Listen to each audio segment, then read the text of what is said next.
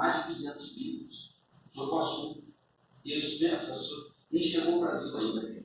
Vamos soletrar forte. O F é fermentado. O O é de olivo. O D é de di. E o M é de monossacarídeo. E o P é de poliólise. Traduzindo para você. São açúcares que são fermentados por todo o intestino. Começa a fermentar. Então, a frutose fermenta, o galactosacarídeo fermenta, os polióis fermentam, o sorbitol, o manitol, o xilitol, tudo ó. Não serve principalmente para quem tem intestino irritável, que hoje é 1 de cada 5 brasileiros, é 20%. Então, não é só quem tem intestino irritável, quem tem doença de Crohn, de Crohn, quem tem retocolite ulcerativa, ou seja, quem tem distúrbio digestivo, tá? Não pode fazer um desses. Então, hoje tem a chamada dieta sem FODMAP, dieta baixa em FODMAP, onde na sua dieta não pode constar esses elementos. Só não pode constar nenhum adoçante. Nenhum adoçante desse grupo. Que é sacarina, não, só a única coisa que sobra é você fazer um adoçante tipo ervas. Tá? É estéreo. Estéreo é muito amargo. Pois é, hoje tem a coisa mais doce que a natureza produz, chama taumatina. Vocês já ouviram falar. Taumatina é uma fruta africana. Ela chega a ser 6.000 vezes mais doce que o açúcar.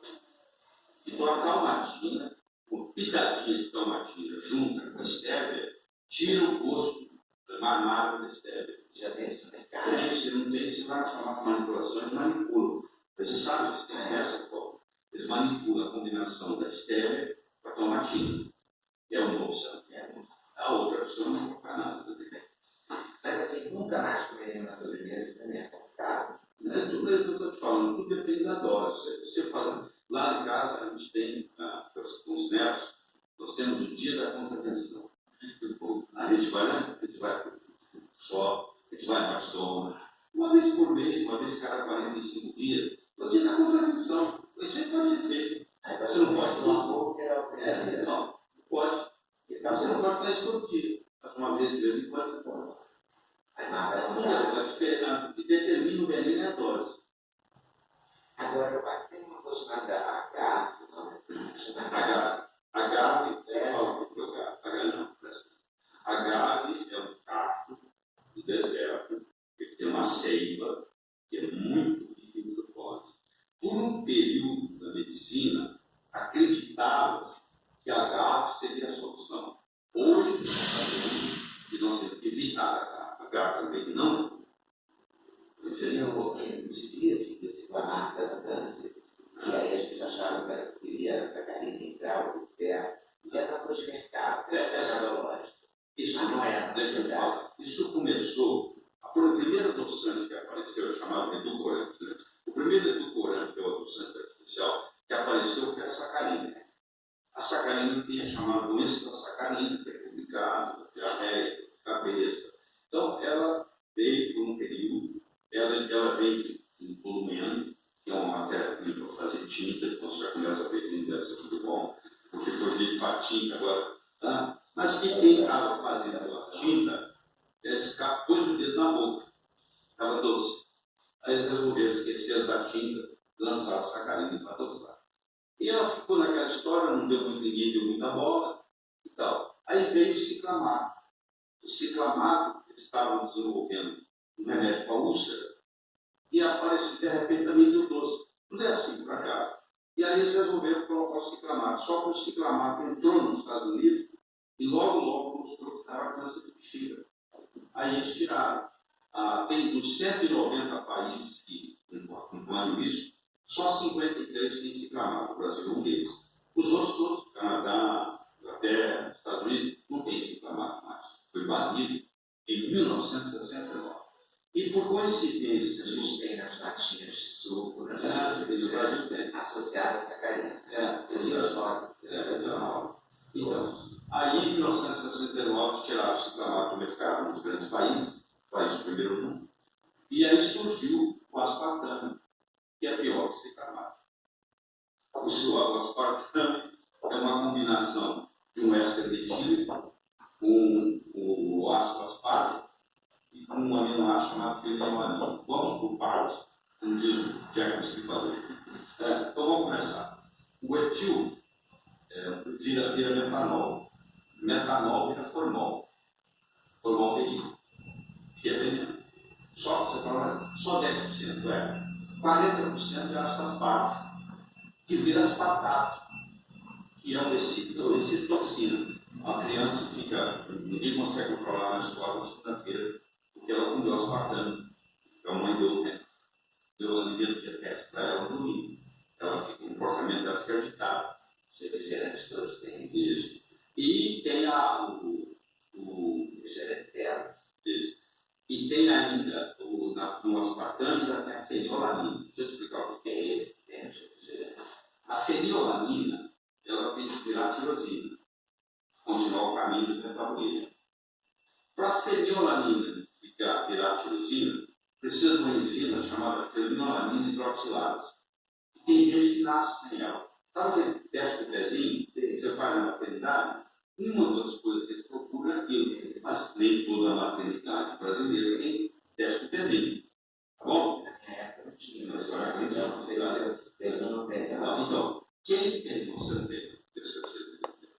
Porque a pessoa que tem predisposição, que tem essa deficiência, ela, uma vez que ela come fenilalanina, a fenilalanina acumula e vira um veneno no cérebro e o QI da pessoa é baixo. Eu sei que você não tem. Então, a criança com 8 anos já está retardada. Infelizmente, no Brasil, não descobre essa doença com 8 anos de idade. Bom, agora você imagina. Não tem igual. Agora você imagina. Isso aí está colocado em mais de 6 mil produtos no mercado. Você imagina uma criança ou um adulto que tem esse distúrbio e vai. O que acontece nos Estados Unidos? Você está no hospital, chega uma pessoa e fala assim: eu estava dirigindo o meu carro, de repente tudo virou de cabeça para baixo. Aí você pergunta assim: você toma refrigerante dietético? Toma. Está fechado de nós. Das 4 horas aspartame. Então, a pessoa está dirigindo, mas tem 20 casos no Brasil também. E vira, tudo vira 180 graus. Aí você não sabe como é que você vai dirigir de cabeça para baixo. Vira tudo. Aí você bate com o carro.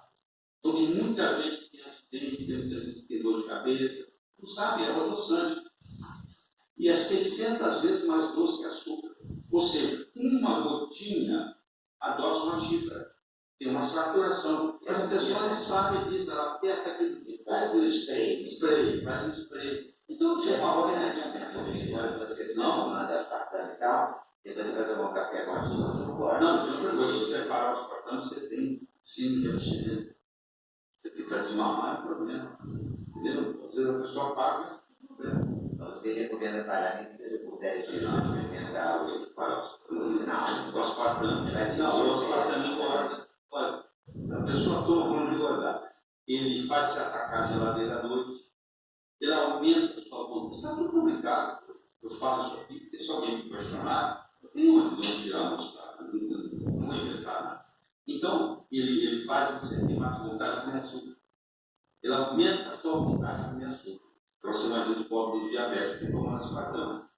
Então, todos tomando. Então, os caras fugem de tudo que é gás. Mas aí vem a sucralose. Vamos lá?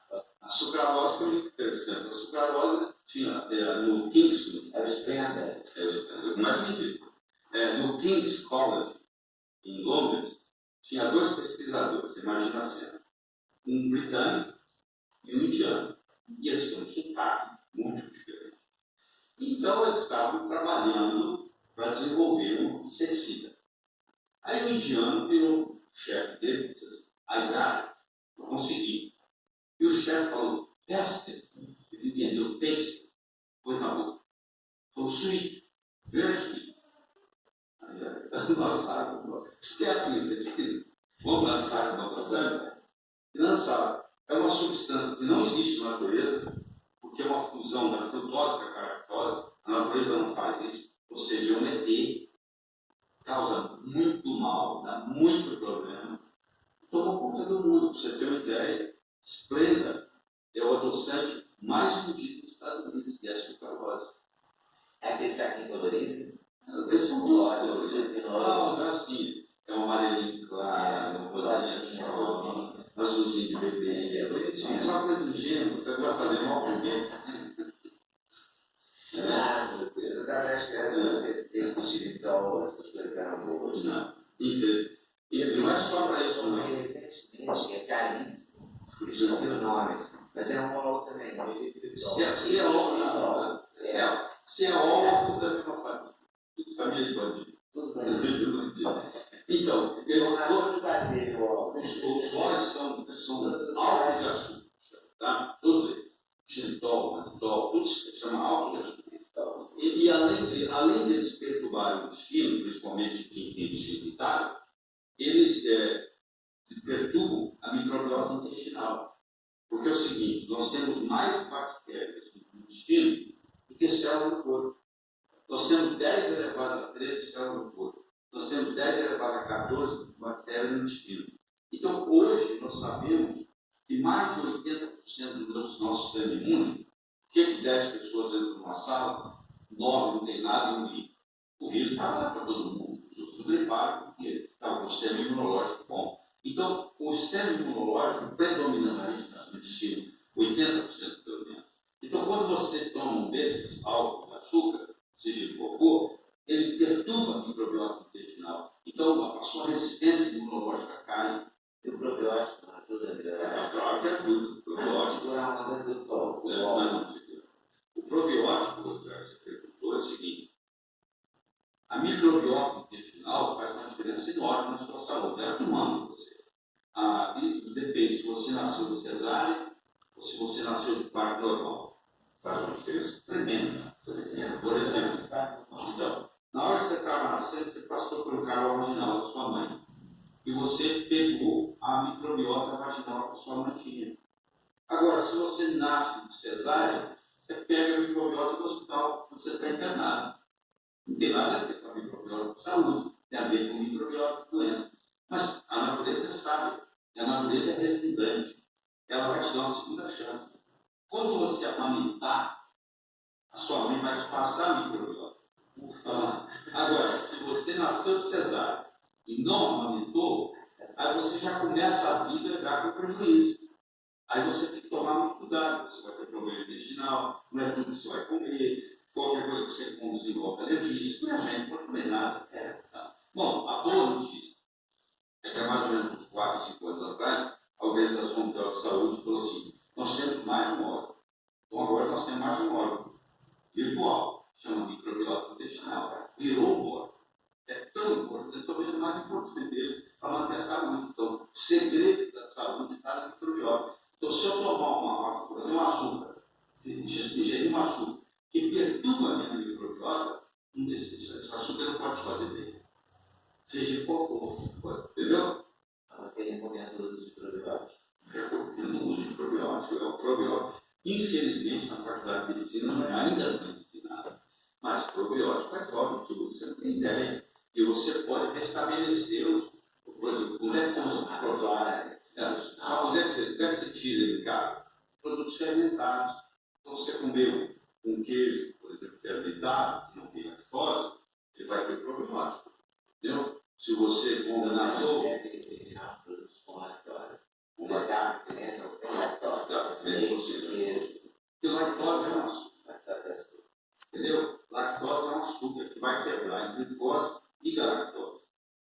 A metingia tem tudo quase, tem lactose, queijo, leite. Ontem eu descobri que tinha creme de leite sem lactose, eu achei que não tinha. E tem pessoas que tomam lactase, para poder fazer uso de lactose. São alérgicos, tem alergia, intolerância. Intolerância, é diferente, não é alergia, é intolerância.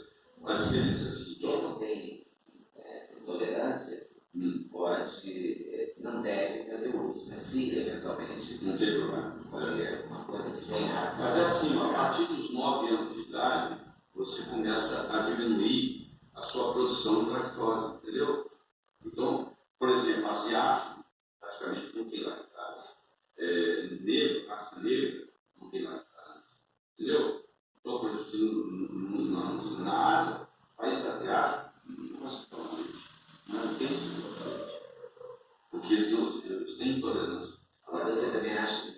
só para quem está aí. O leite. Os mamíferos são os. O leite, nós somos a única espécie que toma leite contra adulto. De uma outra espécie. Não defende. Não. Tem gente que não se incomoda, né? Mas se você for analisar, não é só a parte da lactose. O assunto é mais profundo, você me perguntou, eu vou te responder. Não é só a parte da lactose, porque é o seguinte, quase 90% do leite é água. Quando você tira a água do leite, sobra a lactose, que faz 5% do leite, e sobra a proteína, 4,5% do leite. Só que essa proteína, a principal proteína do leite, chama caseína. Agora eu vou voltar com você na história. Há 10 mil anos atrás, houve uma mutação da caseína. Então, tem vacas que têm caseína 1 e tem vacas que têm caseína 2. Vamos lá que você vai entender. Então, o que aconteceu? As vacas da caseína 2 foram para Marrocos, ficaram na França, foram para a Espanha, foram para a Índia. As vacas que tiveram o polimorfismo da caseína 1 foram para a Holanda, foram para a Bélgica. Então, como o Brasil importa já trouxe gado leiteiro predominantemente gado holandês, você imagina que você é produtor de leite. Você tem uma vaca zebu pura, que dá 3 litros por leite, 3 litros por dia. E você tem uma holandesa pura, que dá 70 litros por dia. Você é produtor de leite, você me fala qual você vai ter agora. Então, a zebu é caseína 2. Então, aquela não tem problema nenhum, pode fazer o que você quiser. Tanto é que a manteiga aqui, melhor que tem a indiana, porque ela é feita com a caseína 2. Você entendeu? Diferença? Então, o problema não é só a lactose. O problema é a parte proteica do processo. Então, aquela caseína 1, ela causa dermatite, ela causa asma, ela causa sinusite. Então, a criança está com otite médica. Você tira o leite, tá. Só tira o leite. A gente falou dos probióticos, queria falar das enzimas. Sim. Muito importante. Às vezes diz o seguinte, você não tem jeito de absorver nada que você não digeriu. Não é o que você come, é o que você absorve. Porque você pode comer sem espécies. Então você precisa, para absorver, você precisa digerir. E para digerir, você precisa de enzimas. Então, por exemplo, o ácido clorídrico do estômago. O estômago tem um pH de 1,8, porque ele tem ácido clorídrico. Você fala, por que o estômago não destrói ele dele, já que ele é tão ácido? Porque existe um núcleo que protege a parte interna do estômago, para não deixar o ácido clorídrico do estômago atacar a parede do estômago. Você entendeu? Só por isso. Mas você imagina que a partir dos 40 anos, como você é descrito, nós todos desenvolvemos o que se chama gastrite atrófica assintomática. Você começa a diminuir a produção de ácido clorídrico. Então, a sua digestão vai ficando mais difícil. Aí, se você não tiver o suficiente de ácido clorídrico, você não transforma a pepsinose em pepsina. Se você não tem pepsina, você não digere proteína. Se você não digere proteína, você não absorve aminoácido. E se você não absorve aminoácido, a proteína vai terminar nas fezes. Entendeu? Outra coisa, são chamadas enzimas pancreáticas. As enzimas do pâncreas, que tanto produzem insulina, glucagon, para jogar no sangue, que é a parte endócrina dele, mas ele tem a parte exócrina. Ele tem as enzimas que são jogadas no duodeno. Então, por exemplo, a pancreatina, que é uma enzima do pâncreas, muito importante. Então, se eu não tenho as enzimas, eu posso comer o melhor possível. Eu vou continuar doente. Então, às vezes, a gente tem que pegar uma pessoa para saber. Exatamente. Mas eu tenho uma frase que vai te chocar. É a seguinte: você é o que a sua comida comeu. Olha a profundidade. Olha só, eles fizeram uma análise, você vai entender. Fizeram uma análise. Da vaca, Não, depende do que a vaca comeu. Pois é, dependendo do que a vaca comeu, para mim. Exatamente. Caramba, mas isso é uma complicação. Não, assim, você vê?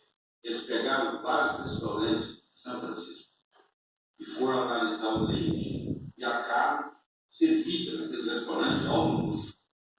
69% da carne e do leite servido desses restaurantes de luxo um dia foi milho. Porque hoje a tecnologia permite você falar, a vaca comia milho, a grama, você vê. Então, na realidade, você está comendo milho. Você está comendo carne, você está tomando leite, mas no fundo você está ingerindo milho. E o milho hoje é transgênico. Então, olha para essa frase agora, o significado dela. Você é o que a sua comida do Deus. Isso é muito forte, muito forte. Não adianta você comprar a carne e a vaca comer a milho. Por isso que eu digo, se você tem uma condição financeira, nem todo mundo no Brasil tem, eu sei disso, mas quem tem que comer orgânico. Lá em casa só é orgânico. Só orgânico. Você gasta 20% a mais, mas faz toda a diferença na saúde. Na farmácia vai gastar muito mais. Caro, faz caro. Caro é um dia que você quer ir no hospital. Isso é caro. É verdade. Então você acha que até a carne deve ser orgânica? A carne, o frango, o peixe, tudo tem que ser orgânico. Certo, vamos falar. A gente volta ao tempo, né? Porque a gente volta a buscar o fornecedor. Exatamente. Nosso avós fazia, né? Não tinha intermediário. Não tinha intermediário. Acaba sendo passado. Aquele cara que trabalha lá e bebe o leite no peito da vaca é muito diferente do que o leite que você compra no supermercado. Você lembra na sua casa da sua avó ou da sua mãe que ela esquecia o leite lá na cozinha aberta, meia hora ela fazia. Lembra? Pois é. Hoje você vai no supermercado, você compra um leite ultravídeo, longa vida, ele fica 180 dias fora da geladeira. Você vê, como é que uma coisa que está certa a qualquer momento pode agora ficar 180 dias fora da geladeira? Você acha que aquilo é o meu leite? Pode ser. Aliás, essa coisa de durabilidade também, acho que deve ser perigosa, né? Porque tem Você conservante no supermercado, esse dura 1 ano. Né? Você pode usar até, vai hoje, pode usar até 2020. Isso não pode ser qualquer coisa. Né? Tem um trem para o alimento ser bom, saber? Ele tem que ser local, tem que ser natural, ele tem que ser sazonal. Ele tem que ser local, porque aí não tem esse negócio de transporte, nada disso. Ele tem que ser natural, não pode ser transgênico, nada disso. E ele tem que ser sazonal, porque se você for comer uma uva que não está na época, uma frutificada, ou alguém vai ter um conservante nela para segurar. E muita agrotóxica. Então, agrotóxico é o problema que é o Brasil, per capita, é o número 1 do uso de agrotóxico. O pior dos agrotóxicos, que Paulo está publicado no livro, e é processado agora, é o glifosato. O glifosato, que é o que recebe o nome do Roundup, o glifosato, ele destrói a flora do terreno. Aí aquela flora do terreno agora, como é que uma árvore absorve, como é que uma planta absorve selênio, absorve zinco, absorve cálcio, absorve magnésio do solo? Tem que ter os fungos lá para trabalhar, para colocar de uma forma que a planta absorve. Agora o glifosato vem e mata tudo isso. Então não é que ele mata tudo isso. Então agora aquele alimento não tem a composição nutriente mais. Sem falar que agora tem glifosato, que vai destruir a sua microbiota intestinal. Você entendeu? Vai ficar pior. Quando a gente pensa que não pode piorar, pode. Ou não, vai piorar. Estou passando laser agora, você não vai precisar. Vamos lá discutir lá em Brasília, não sei se você viu isso. Não vai precisar nem falar que tem agrotóxico. Está querendo como mudar até o nome. Não. A força, poder. Me diz uma coisa, para a gente comer virou uma coisa muito difícil, né? Principalmente fora de casa. Porque assim, Você vai a restaurante, não? muito raríssimo. Deixa eu te falar. Porque você vai saúde. Por conta de saúde, você vai no restaurante, você não sabe o que é. Você não sabe o óleo. Todo mundo pensa no óleo. começar pelo óleo. Por exemplo, a maioria dos restaurantes ou cozinha com canola, ou cozinha com um outro óleo vegetal. Entendeu? Soja, geralmente, fala de soja. Ou soja ou canola, a 95% do restaurante. Vamos conversar sobre canola, porque você conhece o óleo, você conhece o óleo de amendoim, conhece? Você conhece o óleo de girassol, conhece? Você conhece o óleo de soja, não conhece? Você não conhece o óleo de canola, você conhece o óleo de canola, não tem o quê? Presta atenção. Não existe óleo de canola, porque canola é uma sigla. Canadian Oil Low Acid. Existe uma planta chamada colza, C-O-L-Z-A, que é rica em fermento chamado ácido erucico. O criador não deixa o cavalo comer, não deixa a vaca comer, porque morre do coração. Então, o que eles pegaram? Eles pegaram essa colza e fabricavam óleo lubrificante para motor durante muitos anos. Aí eles pegaram essa planta colza, mudaram ela geneticamente, e ao invés dela produzir 55% de ácido erucico, ela produz 5% só. Ficou bem menos venenosa. E o Canadá fez isso. E o Canadá, então, resolveu vender ela para os Estados Unidos. E teve que pagar um escândalo enorme de descobrir a corrupção de 50 milhões de dólares. Levou quase 20 anos os Estados Unidos a aprovar o canola. Aí eu aprovou o canola. O canola é caro. Você vai no supermercado, você fala, não, canola você é ótimo. É caro. Estou vendendo. Qual seria o óleo legal para quem não pode usar? O melhor que eu conheço é o óleo de coco. Esse óleo de agora cozinhar é o que cozinha lá em casa. É o óleo de coco. Agora você pode cozinhar manteiga, você pode usar banha de porco, só para usar essa agora eu vou isso a ser explicado. Agora, os óleos vegetais foi por uma questão de marketing, por uma questão de eu volto para a história. Em 1911, nos Estados Unidos, foi lançado pela própria Guerra o óleo Cristo, que é o óleo de algodão cristalizado. Quando começou a desgraça. Porque em 1910 foi inventado na França um processo chamado de hidrogenação parcial. O que é isso? Eu pego um óleo que estraga em 10 dias e faço ele ficar 3 anos na gôndola do supermercado sem estragar. Então você imagina o produtor de óleo. O primeiro da história foi o Cristo. Então lá em 1911 o Cristo foi lançado. Quando o Cristo foi lançado, eles começaram a campanha contra os óleos animais e contra os óleos tropicais.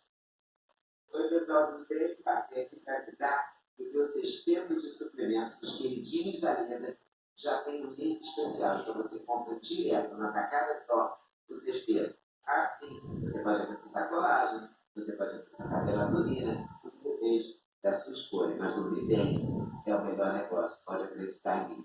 Vai conferir com certeza. Vai lá no link.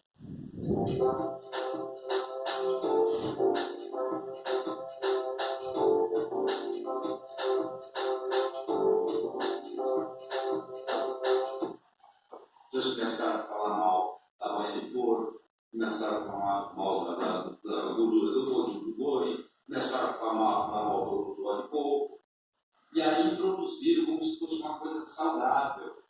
Aí veio o óleo de soja, aí veio o óleo de girassol, e aí os estragos foram sendo feitos.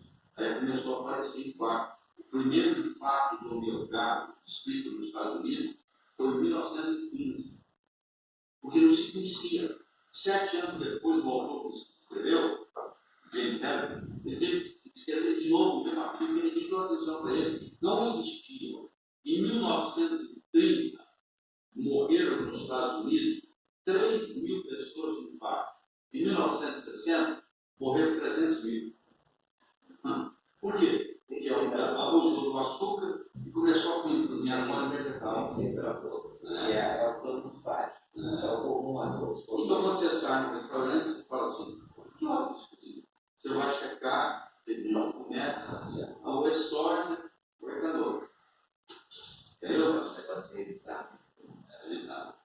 correr, eu espero que toque por é duro, não é duro de bancar, é duro de comer saudável. Olha, você é a sua comida comigo. Você é o que a sua comida comigo. Isso. É para pensar mesmo, né?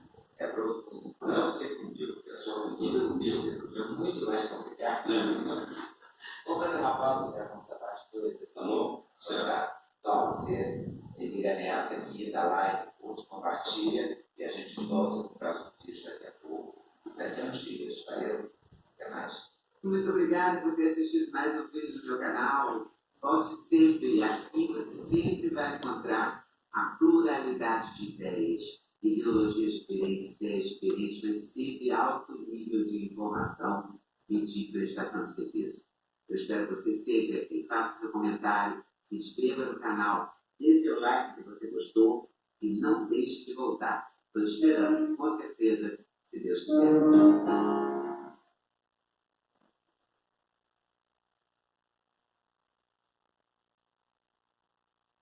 Essa é uma das coisas que mais dificulta. Como empresário maneja obstáculos? Pasmem que a excelência é chata. Começando mais um podcast Empresa Autogerenciável, o podcast que vai ajudar você, que é dono de uma pequena ou média empresa, a acabar com caos na sua empresa através de uma equipe autogerenciável. O nome é Aline Decker. Meu nome é Rogério Valentim. Meu nome é Esdrin Delanogari.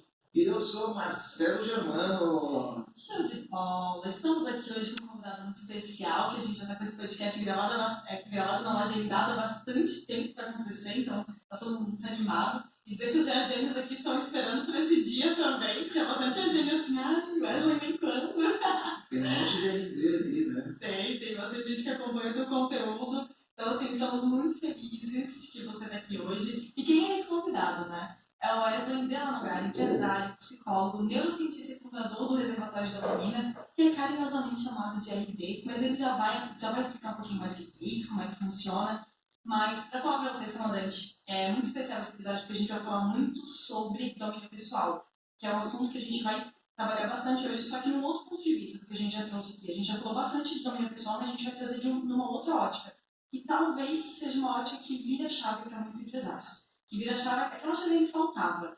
Para alguns empresários realmente criarem rotinas e hábitos de sucesso. Mas antes da gente começar esse bate-papo, eu quero passar a palavra para o Marcelo, para explicar por que o Marcelo quis trazer o Wesley para cá. Eu queria fazer terapia, né? Fazer terapia é a melhor forma.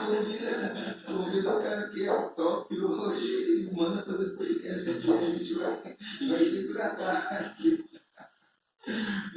Deixa eu contar como eu conheci o Wesley, né? E por que surgiu isso daí. Eu estava num evento do Ecocentro, que é um grupo comandado lá pelo João, e eu estava batendo papo com o Ivan Moré. E aí, naquela época, eu estava lendo o livro O Código do Talento. E eu comecei a conversar com ele, e aí, enfim, o assunto foi para um lado, e eu comecei a falar, não, é porque tem um negócio da menina, e comecei a falar com ele, cara, eu fiz um podcast com Wesley Delanogari, e é Delanogari, mas não sempre é. Não, tá certo. E, cara, ele fala bem disso daí, não sei o quê. Eu peguei e falei, como que é? Aí eu fui procurar quando eu olhei, o Wesley morava em Florianópolis, né? E ele me seguia. Aí eu segui, mandei uma mensagem, convidei ele para comer um churrasco em casa, e desde então a gente, né, ficou amigo e vem conversando sempre. E o Wesley, ele atende muitos empresários. E aí, num ano cheio de turbulência, não é no ano não, é desde 2020, por conta de pandemia, muita turbulência, muita pressão, muita coisa acontecendo, a saúde mental das pessoas está indo meio que pro buraco, e o dono de empresa lida com muita pressão, que chega a hora que ele sucumbe, né? E teoricamente são pessoas que não teriam do que reclamar da vida do ponto de vista de ter atingido um patamar de sucesso, mas eles sucumbem, né, e perdem emprego mesmo. Então, isso daí se encaixa no nosso tema do domínio pessoal, e queria entender um pouquinho aqui, Wesley, como isso funciona, né? Porque os grandes empresários, eu estou falando grandes empresários porque você atende grandes empresários, famílias muito ricas dentro do teu portfólio do cliente, e chega um momento que esses caras sucumbem. Bom, antes de mais nada, muito obrigado pelo convite, muito obrigado pela recepção. Para quem não me conhece, então, me chamo Wesley Delanogari, eu sou psicólogo psicólogo de formação e fiz mestrado e atualmente estou finalizando o doutorado em neurociências na Universidade Federal de Santa Catarina. Nesse período eu comecei a falar mais na internet, então muitas pessoas acabaram se interessando pelo que eu falo e, consequentemente, vim muitas pessoas para a minha clínica. Hoje eu tenho uma clínica com 30 psicoterapeutas. É bem interessante porque na pesquisa interna que a gente fez, 60% das pessoas vêm buscando 60% das pessoas estão ruim e querem ficar normal ou melhor, e 40% do nosso público hoje são pessoas que se consideram e de fato não têm diagnóstico e querem melhorar. Então, para o pessoal de casa que muitas vezes tem algum tipo de tabu, preconceito com a psicoterapia, que por muitos anos realmente sempre teve, né? É coisa de louco, coisa de não sei o quê. Na verdade, primeiramente eu gostaria de usar o espaço para quebrar esse tabu, de que hoje a gente tem vários tipos de intervenção psicoterapêutica. Então, quando você fala assim, eu vou ao psicólogo, tem que ter uma vírgula depois disso. Mas qual tipo de psicólogo? Tem psicólogos que são considerados mais psicanalistas, que basicamente são mais subjetivistas, que é aquele psicólogo de filme, o paciente fica deitado no sofazinho, pro divã, fica falando e o paciente e o psicólogo anotando no caderninho. E tem os psicólogos que são os que eu trabalho na minha clínica, que são uma vertente chamada cognitiva comportamental. Que é uma TCC, terapia cognitiva comportamental, que é uma psicoterapia mais ativa, um plano de ação, com modificação de crenças, com implementação de novos hábitos, de rotina e tudo mais. E essa especificamente olha muito para o que a neurociência encontra nos achados em estudos científicos para implementar na prática clínica para auxiliar o paciente cliente. E isso permite que hoje, graças à divulgação do trabalho, muitas pessoas vêm até a clínica para tentar aumentar a sua performance na medida em que melhora o seu sono, na medida em que melhora o seu manejo de estresse, na medida em que melhora a sua regulação emocional, na medida em que melhora ou diminui, né, os seus comportamentos impulsivos.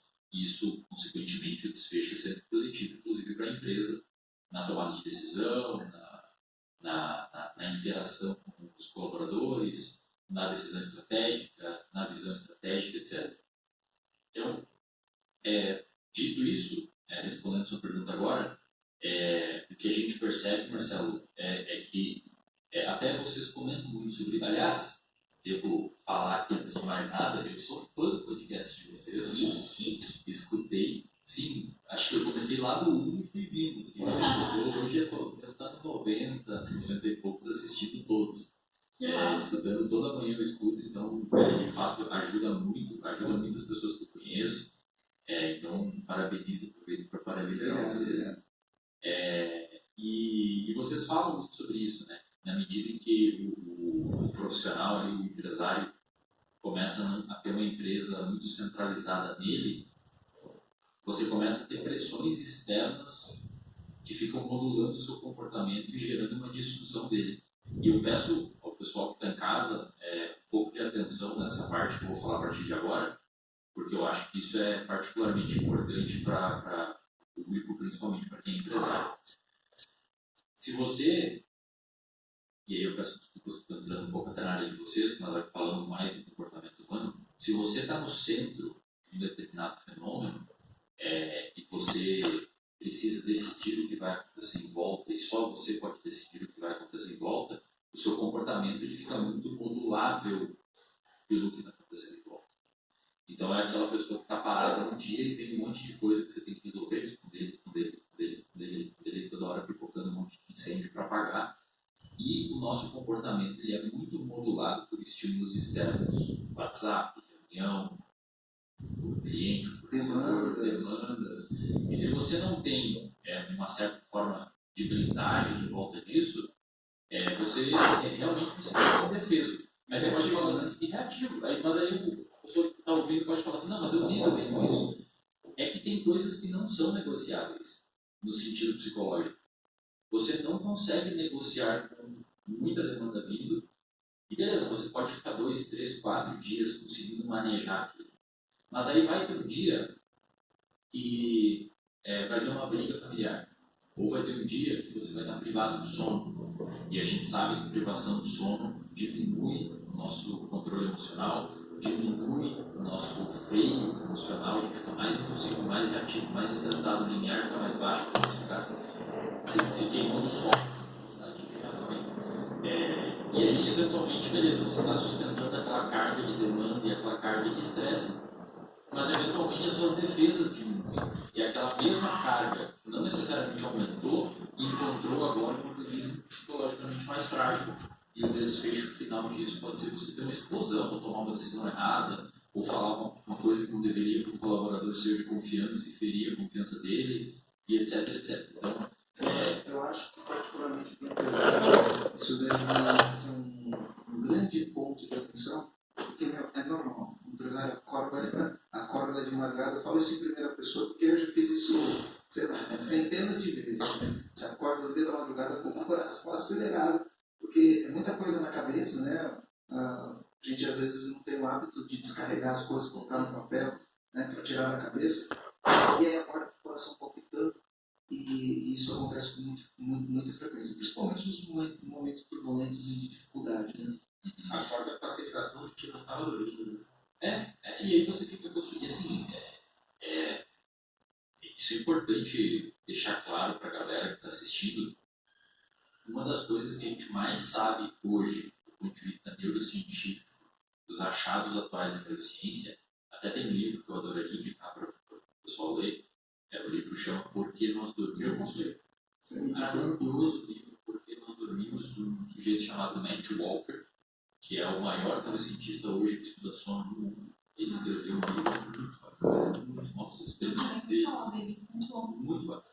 Se você ler esse livro, eu prometo para você que você, a partir dele, nunca mais vai ter acesso aos dados que ele mostra ali. Inclusive, ele cita várias pesquisas feitas dentro da empresa, mostrando o ônus que é para uma empresa quando os colaboradores não dormem bem. A americana adora fazer esses cálculos. Né? Imagina uma empresa que trabalha com carros na rua. Imagina uma empresa que tem colaboradores que trabalham com máquina pesada.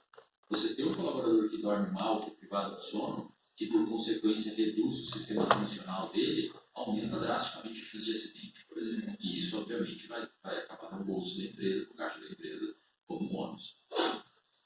Então, esse livro é maravilhoso. E hoje a gente sabe que se você fica privado de sono, você tem diversos tipos de malefícios do ponto de vista cognitivo, emocional, etc. Então, claro, você tem que, dentro da sua organização empresarial, ter algum tipo de, ou pelo menos o máximo possível de blindagem. Ter pessoas que você confia, ter bons sistemas de monitoramento de meta, anotar o que você está com dificuldade, verbalizar isso para as pessoas que você confia, para socializar o problema, e as pessoas verem, não, mas realmente tem uma solução aqui e ali, não ficar com tudo dentro de você, como você comentou, né? O Wesley, você falou isso daqui, e aí me remeteu a vários estudos que eu fiz, né? E um dos livros que eu gosto muito é O Jeito Harvard de Ser Feliz, né? Gosto muito desse livro, Psicologia Positiva. Inclusive, a gente fez uma método comum, né? Todos os colaboradores que reagiram a gente, todos leram esse livro. E tem uma parte que todo mundo leu aqui, eu já li esse livro 3 vezes, tem um